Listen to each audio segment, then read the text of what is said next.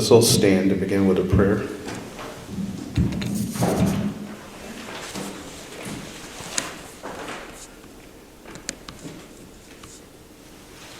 Heavenly Father, thank you for the opportunity for us to gather here together to study your word.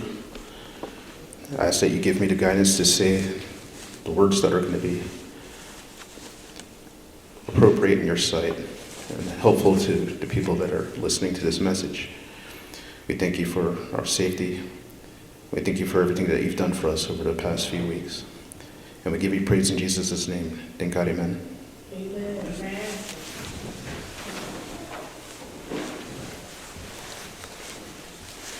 So this is Spiritual Warfare Part 7. This is a series that we've been working through for the past few months. And this is going to be a continuation of the sermon I gave at the beginning of October. And this is going to be the role of fasting, Part 2. So just to give you a little bit of a refresher of what we talked about 2 weeks ago, we were talking about what exactly is fasting. So I'm defining fasting as abstaining from eating and drinking for a period of time. Now, doctors are going to tell you if you don't drink water or any fluids for 3 days that could actually kill you. So if you're going to be engaging in a fast for a long period of time, you really should be drinking water. And when you're drinking water, you don't need to drink flavored water, you don't need to drink sodas, you don't need to drink tea. Just regular, some filtered water or distilled water would be sufficient. Because you're not supposed to be even using water as a way to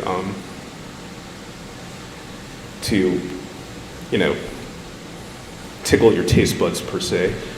So fasting is about self-denial, so that you're just suppressing your own basic needs in order to just take the time to draw closer to God. So your focus while you're on fasting is to draw closer to God and to study His Word and to seek Him for an answer to whatever issue that you're facing. So with that being said, some people will say, well, if you restrict your diet, like if you're engaging on the Daniel fast, that's an acceptable form of fasting. And I would say the Daniel fast is not a true fast because you are still eating. But I do think that the Daniel fast and making some sort of sacrifice when you can be pleasing to God in certain circumstances.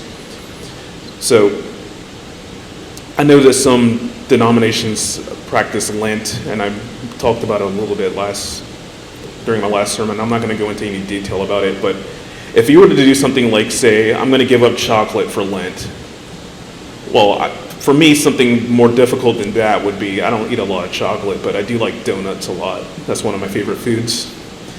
So if I said I was going to give up donuts for Lent, or for just a period of time as a form of, as a way to please God, I mean, I could still go out and buy cinnamon rolls, I could buy coffee cake, I could buy a Danish.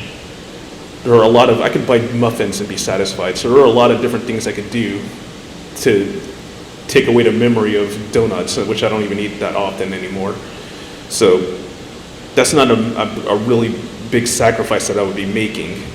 So if you were to go on a restricted diet as a way to please God, something like the Daniel fast could be pleasing, because if you read Daniel chapter 1, Daniel and some of the other Israelite young men that were taken into captivity in Babylon and being used to serve they were basically in elevated positions, learning about Babylonian culture and serving under Nebuchadnezzar. But they were refusing to eat the king's meat and drink wine and engaging in those activities. So in that sense, a restricted diet can be pleasing to God because they were trying to uphold the Israelite culture that they came from and just live in the lifestyle that's pleasing to God in spite of the fact that they were in Babylon.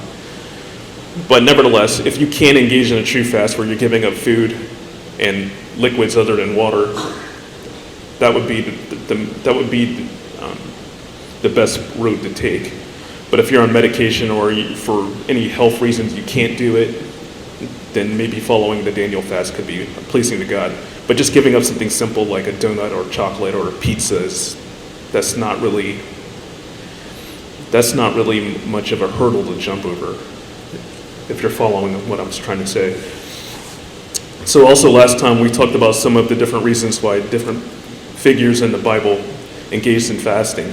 Usually it's a way to express your grief or to look to God for help when you're trying to overcome sin. So you're repenting of your sins and you're looking for God to help you overcome those sins.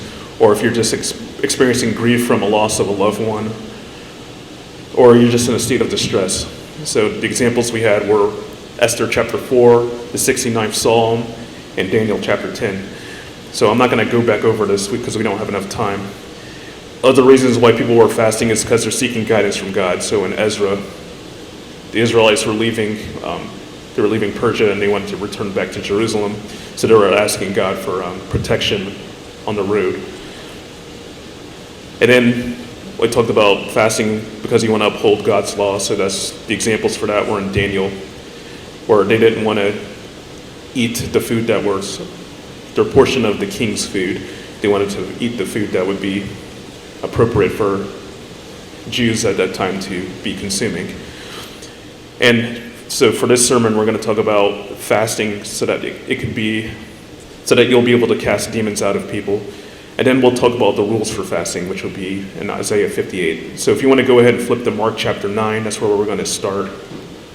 We're going to read verses 14 through 29, and then we'll look at Isaiah 58.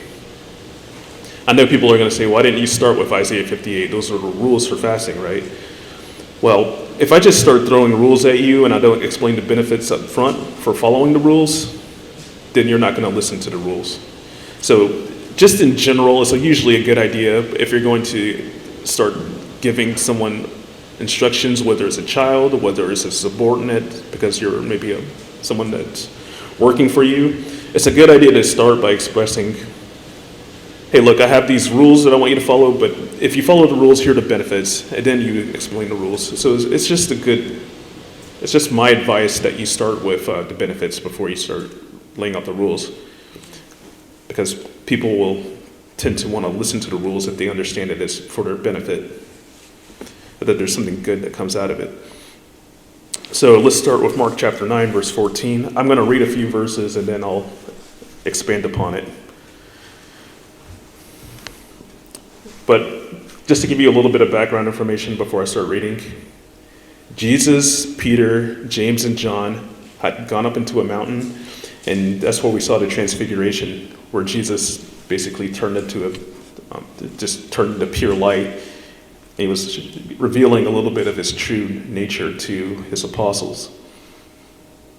So that just happened, and at this point they've made their way back down the mountain, and they're going into town to meet up with the other apostles and some of the other disciples. So let's continue. Verse 14.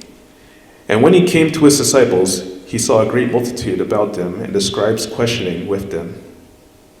So Jesus, Peter, James, and John are walking together back to town, and they see that there's a mob, well, maybe not a mob, but just a big crowd surrounding his disciples and asking them questions.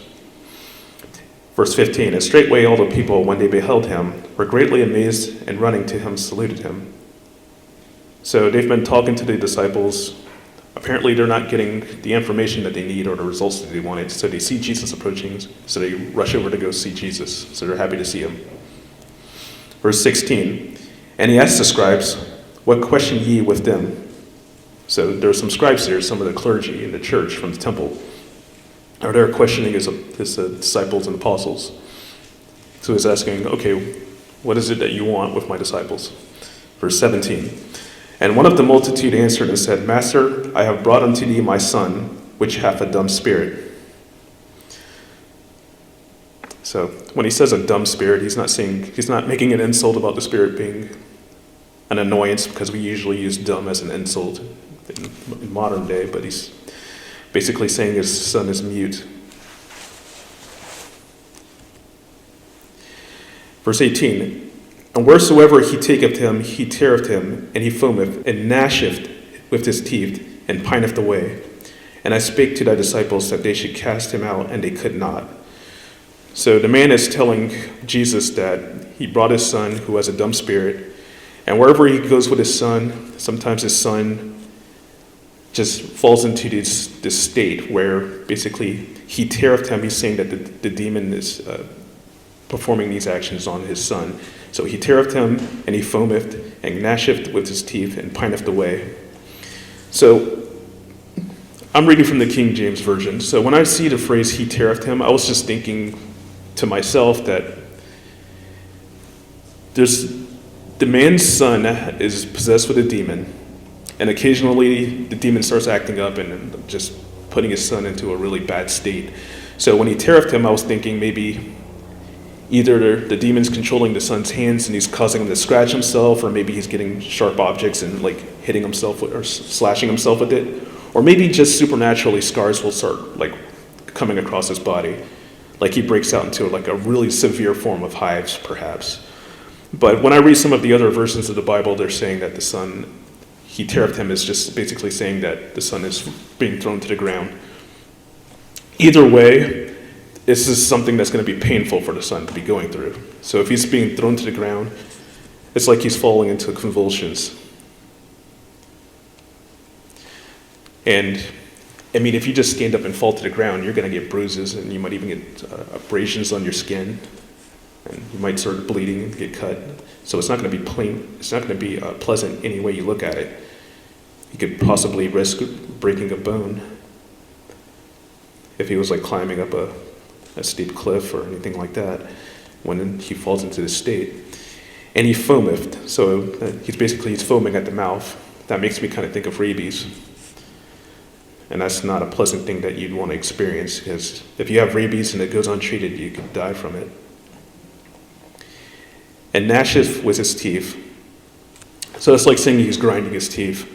I was also kind of thinking maybe he might even be like biting himself or biting objects or things like that, but I think it might just mean he's just like grinding his teeth because he's in discomfort or pain.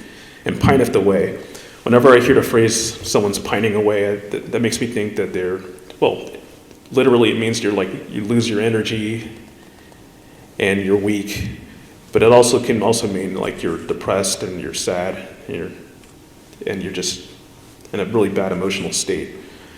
But in the different translations, it mostly just means that he falls to the ground, he's kind of having like a seizure, and he's just prone, and he loses his energy.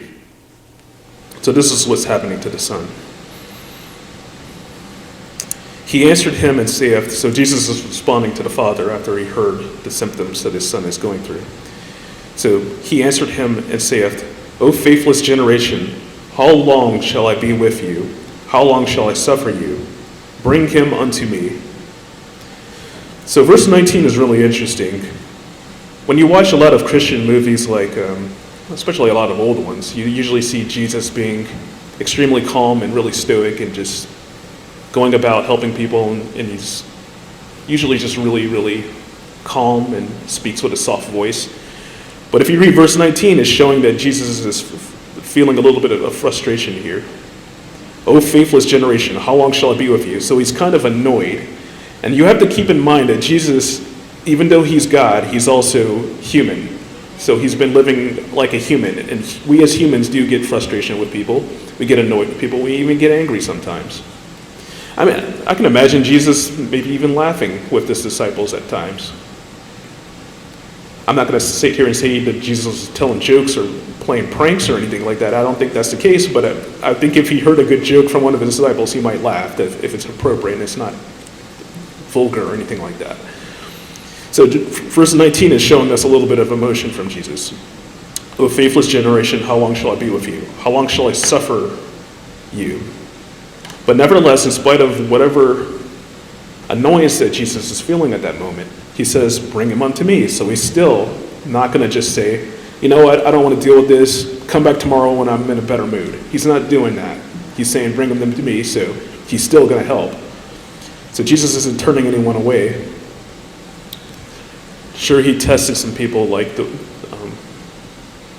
some people that weren't Jewish that asked for help, but he still tended to help everyone that needed his help.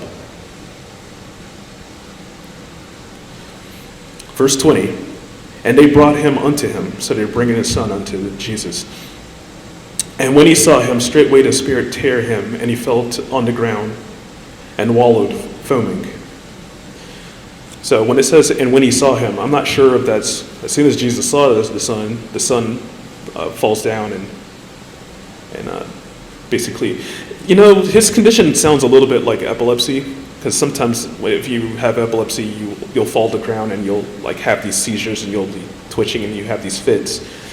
But the son's condition is a lot more severe, because I've never heard of someone with epilepsy foaming at the mouth and things like that. So this is a lot more severe than that. So the son basically falls to the ground and has some seizures. Either as soon as Jesus sees him, or the son sees Jesus and the demon inside him gets upset and takes it out on the son. That's a possible way to read this passage. So either the demon sees Jesus and he gets upset and takes it out on the son, puts him in that condition, or it's just as soon as Jesus sees him, the son falls into that condition. 21. And he asked his father, how long is it ago since this came unto him? And he said, of a child. So Jesus is asking the father, so how long has this son had this condition? And the father is saying, since he was a child. So this is kind of telling me that we don't exactly know how old the son is at this point. I would guess maybe he's a teenager, because it's the father saying he's been going through this since his childhood. So he's probably a little bit older. He's not necessarily adult. He could be an adult, but he might just be like maybe 14, 15 or something like that. So somewhere between being a child and an adult. Verse 22, and oftentimes it hath cast him into the fire and into the waters to destroy him. But if thou canst do anything, have compassion on us and help us. So he's saying that the son sometimes falls into these seizures, this condition, when he's near fire or when he's near a body of water, which could result in the death of his son. So if the son became paralyzed and started twitching and fell to the ground next to a lake, he could possibly drown. So hopefully there have been people there to rescue the son when he's too close to an open flame or a body of water, because the son would be paralyzed by that point, unable to save himself. Verse 23, Jesus said unto him, if thou canst believe, all things are possible to him that believeth. So if you have faith, all things are possible. Verse 24, and straightway the father of the child cried out and said with tears, Lord, I believe. Help thou mine unbelief. So the father's become emotional at this point. He's not afraid to show some tears. He's not going to just take this with a stiff upper lip. He wants relief for his son. So he's telling Jesus, look, I believe you, but please help me with my unbelief. So please do something to help his son. That's basically what he's saying. Because he's not going to rely on his own belief. He wants to rely on Jesus to perform a miracle. But nevertheless, his belief is what gave Jesus the opportunity to perform a miracle. It's kind of like when the woman touched the hem of Jesus' garment, the woman with the issue of blood for 7 years.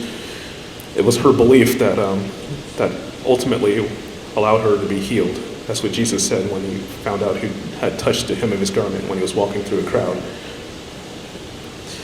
Verse 25, when Jesus saw that the people came running together, so the crowd's getting bigger because they've been listening to what's happening and they're gathering around to see, they want to see Jesus perform the miracle. And I imagine some of the people there were just looking to see, I wonder if this guy can actually perform this miracle, because this is a pretty intense situation. So some of them are probably skeptical.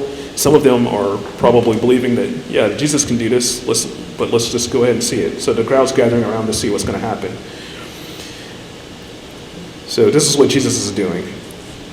He rebuked the foul spirit, saying unto him, Thou dumb and deaf spirit, I charge thee, come out of him, and enter no more into him. So I'm sure if you've seen movies in Hollywood where you have exorcists casting demons out of people, they'll usually have like a cross, they'll have holy water, and they'll be reading prayers. Jesus didn't have to perform a ceremony in order to get the demon to come out. He just ordered it out. So he starts with a rebuke to the foul spirit, and then he orders him to come out and not to return. So he's barring So he's basically putting a padlock on the door so the demon can't just break back in. Verse 26, and the spirit cried and rent him sore and came out of him, and he was as one dead, insomuch that many said, he is dead. So verse 26 is interesting. This is usually when you're reading about the miracles of Jesus casting demons out of people, it's like a really quick, painless situation. But in this instance, it's like the demon's getting in his last attack on the child before he leaves. So he's not leaving like peacefully. So what happens? The demon rent him sore and came out of him. So he's harming the child one last time on his way out. The act of getting the demon out of the child was kind of painful for the child, and everyone thought the child was dead by this point. Verse 27, but Jesus took him by the hand and lifted him up, and he arose. So the child wasn't dead, he was delivered. It wasn't a pleasant experience. So like I said, some people vomit, some people cry or start like screaming at you or using a lot of profanity, but you need to tell the demon to be silent and continue to work getting it out of the child or the person that you're delivering. Verse 28, and when he was come into the house, so at this point Jesus and the disciples had left the scene. So this is like there's some passage of time that's happened by verse 28. And when he was come into the house, his disciples asked him privately, why could not we cast him out? And he said unto them, this kind can come forth by nothing but by prayer and fasting. So what this tells me is that there's levels to it. Sometimes you can cast a demon out of someone and it might be a little bit easy. But some situations, the demon might be a little bit more powerful or have more a right to be where it is. So you really have to work with the person to deliver them. And the solution in this case is prayer and fasting. So Jesus was prepared to enter into this situation. So if you've just been partying with your friends all week and then you're focused on your work or your friends or some other things, and then someone's asking you to come cast a demon out of someone, you might not be in the right state of mind. You might need to stop and be prepared to deal with that, or find someone that is prepared. So there's a lot more that I will talk about when it comes to demonic warfare, but that'll be in a future sermon, and especially in this series on spiritual warfare. This is a topic I do want to return to, but for now, I just wanted to emphasize the importance of prayer and fasting when you're finding yourself in this situation, because you want to definitely be in tune with God, and you don't want to have your mind overcome with just your worldly pursuits. Otherwise, you might not be in the right frame of mind to deal with that situation. So now, with the remaining time that we have, let's look at Isaiah chapter 58, starting with verse 1. And we're just going to look at some of the rules that Isaiah has when fasting. In actuality, this is God talking to Isaiah. So we're hearing directly from God some things that we need to keep in mind when we're serving God. This extends a little bit beyond fasting, but it does apply to that situation as well. So again, this is God speaking to Isaiah the prophet. Verse 1, cry aloud, spare not, lift up thy voice like a trumpet, and show my people their transgression, and the house of Jacob their sins. So God is talking to Isaiah, and he's telling him, hey, look, there's some things that the Israelites are doing that are sinful in my sight, that I don't approve of, and I want you to let them know about it. Verse 2, yet they seek me daily and delight to know my ways, as a nation that did righteousness, and forsook not the ordinance of their God. They ask of me the ordinances of justice. They take delight in approaching to God.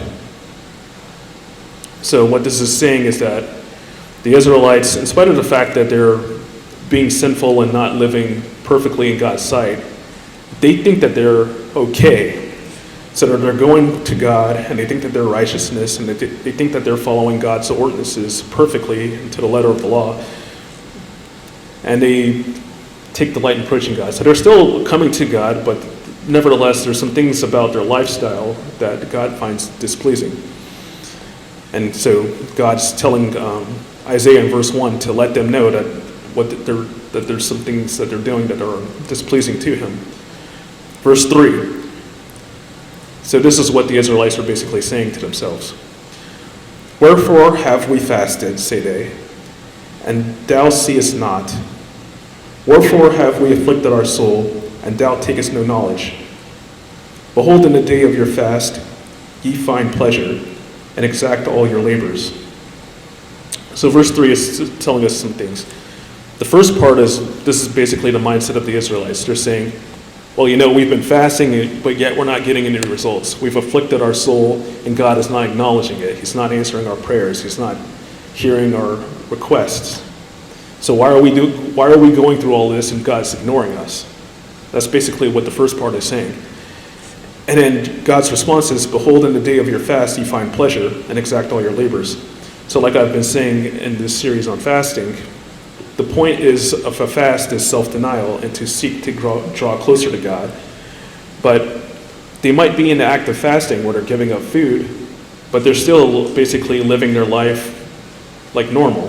They're still seeking their pleasures. They're still going to their parties. They're still going to the movies. They're still playing their video games. They're still just going to go see comedies and whatever, playing football, whatever they're doing. And exact all your labors. One other thing about fasting is that when you're engaged in a fast as an Israelite, you really should be, if you have people that work for you, like a butler or landscaper or whatever the case might be, you need to give your servants time off so they can also seek God. I don't know if you can necessarily demand them to go fast. You probably shouldn't, but you should nevertheless release them of their burdens. So you're not supposed to be focused on like ordering people around or seeking after pleasure when you're engaged in the fast if you want it to be effective. Verse 4, behold, ye fast for strife and debate, and to smite with the fist of wickedness. Ye shall not fast as ye do this day, to make your voice be heard on high. So verse 4 is telling us they're fasting, but yet they're still like engaging in strife and debate, so they're getting in arguments and fighting. And to smite with the fist of the wickedness. So let's just say their behavior is still not pleasing to God while they're engaged in this fast, while they're seeking God. And he's saying, ye shall not fast as ye do. So the way that you guys are engaged in the fast is not pleasing to him. That's basically what he's saying in verse 4.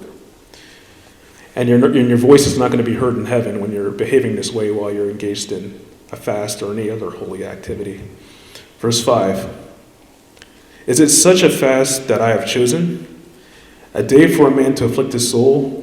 Is it to bow down his head as a bulrush, and to spread sackcloth and ashes under him? Wilt thou call this a fast and an acceptable day to the Lord? So this is phrased like rhetorical questions. God's saying, didn't I tell you that when you fast, you're supposed to afflict your soul, you're supposed to bow down your head, spread sackcloth and ashes under yourself? So he's basically saying, hey, this is the way that you guys are behaving during a fast. You're still engaging in your pleasures and you're still engaging in your work. But didn't I tell you that you need to focus on giving up all of that stuff and to focus on me and to wear sackcloth and ashes? So verse 5 is the activities that they should be engaging in, but they're not.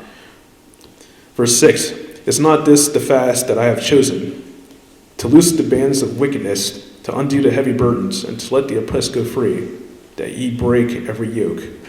So verse 6 is also some activities they should be engaging in, which is relieving people of burdens. That if someone owes you something, if you're engaging in a fast, you need to just leave them alone and forgive them for that period of time. So don't make your servants work while you're fasting. And if people owe you money and they're toiling to repay you, give them a break from that. Verse 7, is it not to deal thy bread to the hungry, and that thou bring the poor that are cast out to thy house? When thou seest the naked, that thou cover him, that thou hide not thyself from thine own flesh. So even though you're fasting and you're not eating, you're still supposed to give out the portion of food that you would normally be eating. Give that out to the poor. That's basically what that's saying. Feed the poor, find the naked and clothe them. So when you're in the act of fasting, you should still be doing good deeds for others to help people out. You don't just neglect everyone. So you don't have to go out into the wilderness to fast. I know that Jesus did that for 40 days and nights, but nevertheless, when we fast, we can still go out and go to a soup kitchen and serve people food. Let's not eat the food ourselves during the fast, but nevertheless feed the others. Make some donations to people that need clothes. Just help people out as they need help. Don't just shut yourself up. While you're praying, you definitely do want to go into your prayer closet and pray privately, but you can still spend some of your day going out and helping others. Verse 8, then shall thy light break forth as the morning, and thine health shall spring forth speedily, and thy righteousness shall go before thee. The glory of the Lord shall be thy reward. So these are some of the benefits of actually following God's law. Your health's going to improve, and people will recognize your righteousness. But again, I've talked about it. If you're engaged in the fast, you shouldn't be broadcasting that to everyone. You don't need to tell people. That's between you and God.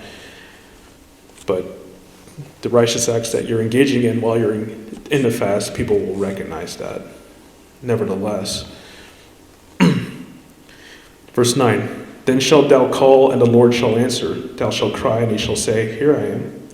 If thou take away from the midst of thee the yoke, the putting forth of the finger, and speaking vanity. So Jesus is saying, well, God is saying that if you've been engaging in the fast appropriately, I'm going to hear from you, and I'll even respond to you. But once again, you have to put aside the yoke that you have on others. You can't be pointing your finger, telling people what to do while you're in the fast, and you can't speak vanity, so you can't engage in. Just be more serious with your conversation instead of just making jokes and idle chatter, talking about sports and whatever, giving your food reviews or making your movie review videos. You can put that aside for a while. Verse 10, and if thou draw out thy soul to the hungry, and satisfy the afflicted soul, then shall thy light rise in obscurity, and thy darkness be as the noonday. So if you go about doing good deeds for others, if you've been in a state of depression, that can help lift your spirit, and it can also lift others out of that dark situation because you're helping them out. So it's basically so God is basically saying, when you're engaged in the fast, or if you're just engaged in any activity where you're seeking after God, stop focusing on yourself, stop focusing on your pleasure, engage in prayer, read the Bible, seek after God in that way, but also do good for others. And it'll just have a positive impact on everyone that's around you. Verse 11, we're going to go up to verse 14 and then we'll stop. And the Lord shall guide thee continually, and satisfy thy soul in drought, and make fat thy bones. And thou shalt be like a watered garden, and like a spring of water, whose waters fail not. So these are, again, reassurance that you're not doing all this in vain. There's going to be some benefit to it. Personal benefit, not just benefit to everyone else, but benefit to you personally. Verse 12. And they that shall be of thee shall build the old waste places. Thou shalt raise up the foundations of many generations, and thou shalt be called the repairer of the breach, the restorer of paths to dwell in. So this can be the benefit that you experience can also rub off into the next generation, your offspring, and some of your relatives, I believe. Verse 13, if thou turn away thy foot from the Sabbath, from doing thy pleasure on my holy day, and call the Sabbath a delight, the holy of the Lord honorable, and shall honor him, not doing thine own ways, nor finding thine own pleasure, nor speaking thine own words, then shalt thou delight thyself in the Lord, and I will cause thee to ride upon the high places of the earth, and feed thee with the heritage of Jacob thy father, for the mouth of the Lord hath spoken it. So this is going from living an appropriate lifestyle during a fast to also just honoring the Sabbath. So at least once a week, honoring God with your lifestyle. So if you turn away thy foot from the Sabbath, from doing thy pleasure on my holy day, so if you give at least one day of the week to God, he's basically saying he will honor you and he will count you among the heritage of Jacob. So he's basically saying the promises of giving Abraham, Isaac, Jacob, that's going to also, you'll be included in that pact. So that's a good idea to serve God on the Sabbath day for that reason, so that you can be included in the promises that he made Abraham, Isaac, Jacob, and just the bloodline of the Jews in general. But you don't get it just because of bloodline. You have to honor God and be receptive to it, basically. So that's what I wanted to talk about in this sermon. Let's all stand and let's pray together before we leave.